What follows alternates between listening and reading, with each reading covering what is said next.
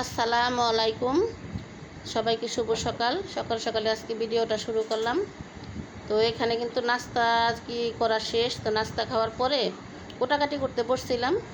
তো মেয়ে বলতেছে যে আমার একটু হালুয়া রান্না করে দাও। তো সকাল থেকেই বলতেছে, তো আমার না আর কি অনেক আলসামি লাগতেছে রান্না করতে। তো এর জন্য আর কি এতক্ষণ আসিনি, তা না হলে নাস্তা করার আগেই হালুয়া রান্না করে তারপরে নাস্তা করতাম। তো মেয়ে অনেকক্ষণ ধরে আর কি বলতেছে, তো বলার পরে ভাবলাম যে যেহেতু ঘরে সব কিছু আছে, সুজিও অনেক দিন ধরে ঘরে আছে, তো এগুলো না পোকায় ধরে যাবে।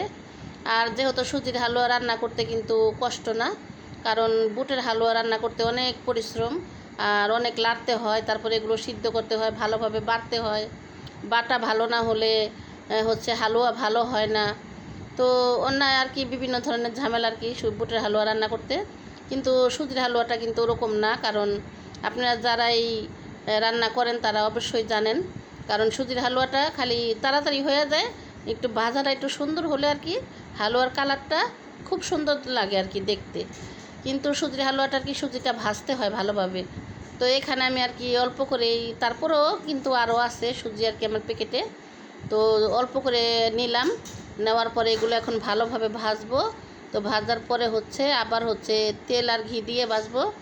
তারপরে চিনি দিব আর দুধ দিব।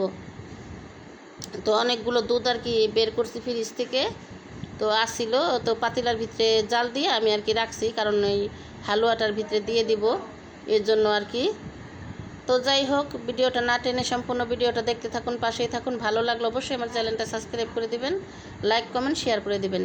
আর দেখেন হালুয়া এই কালারটা খুব সুন্দর হয়েছে, কিন্তু সুজিটা যে ভাজছি ভাজার এই যে কালারটা, তো আরেকটু ভাজলে আরেকটু কালার হতো, কিন্তু আমি আর ভাজি নাই।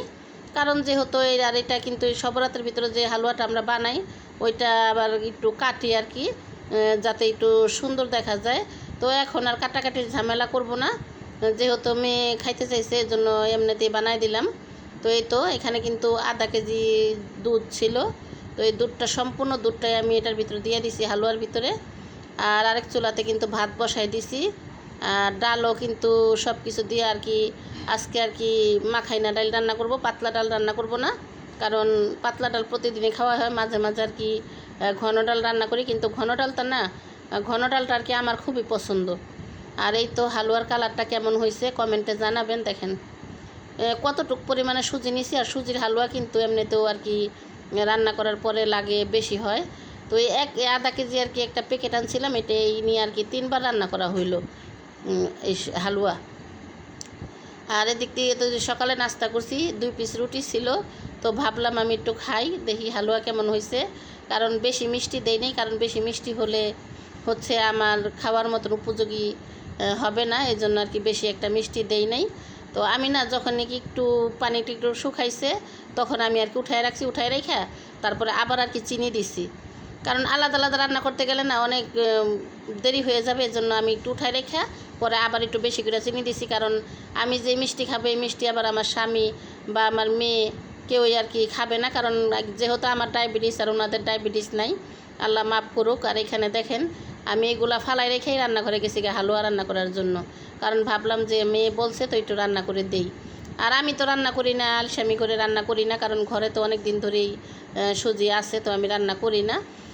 তো এখানে অনেক দিন ধরে কিন্তু বৃষ্টি বাদল হইতে আছে, আর রোদের আলো কিন্তু দেখা যাইতেছে না, কারণ এরকমই সারাক্ষণ অন্ধকার থাকে, আবার বৃষ্টি হয়, আবার একটু রোদ উঠে, এই চলতেছে। তো বাহিরের এরকম একটা আবহাওয়া কিন্তু খুবই ভালো লাগে, কারণ রোদের কোনো তাপ নাই। তো আর এখন রান্না বান্না করব। তো ডাটাগুলো কোটা শেষ, এখন চিংড়ি মাছ ভাজি, চিংড়ি মাছগুলো বাইসা চিংড়ি মাছের মাথা লেজ এগুলো আর কি আমি বাইটা দিমু।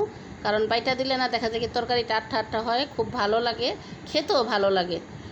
আর এদিক দিয়ে তো রান্না বান্না তো দেরি হয়ে গেছে আজকে। তো ডাল আর আজকে না হঠাৎ করে গ্যাস না চুলা একেবারে কমে গেছে। তো তারপরেও যতটুকু গ্যাস আছে অতটুকু আমগো আর কি এক চুলাতে রান্না হয়, কিন্তু রান্না আজকে একেবারে দেরি হয়ে গেছে। এজন্য দেখেন দুপুরের আজকে আমাদের খাওয়া দাওয়া একটা ডিম ভাইজা নিয়ে আসলাম আর কাঁকরোল ভাইজা নিয়ে আসলাম।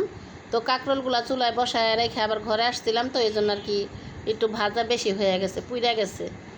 তো এখন তো চুলাতে রান্না চলতেছে, কারণ ডাল বলক এসে পড়ছে। তো ডাল হলে যেহেতু গ্যাস কম এই জন্য 2 চুলায় রান্না করতে পারতাছি না, ডাল বসাই দিয়েছি, ডাল হইলে তরকারি বসাবো।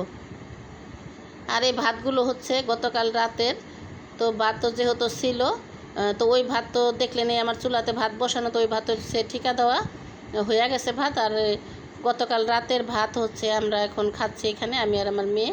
আর এদিক দিয়ে দেখেন বৃষ্টি কিন্তু হয়ে যেতেছে। ওই যে বললাম যে একটু একটু পরপরে বৃষ্টি নামে আবার রোদ ওঠে, তো রোদ উঠলো, রোদ ওরকম একটা ওঠে না, আর ওইটা বেশিক্ষণ থাকেও না।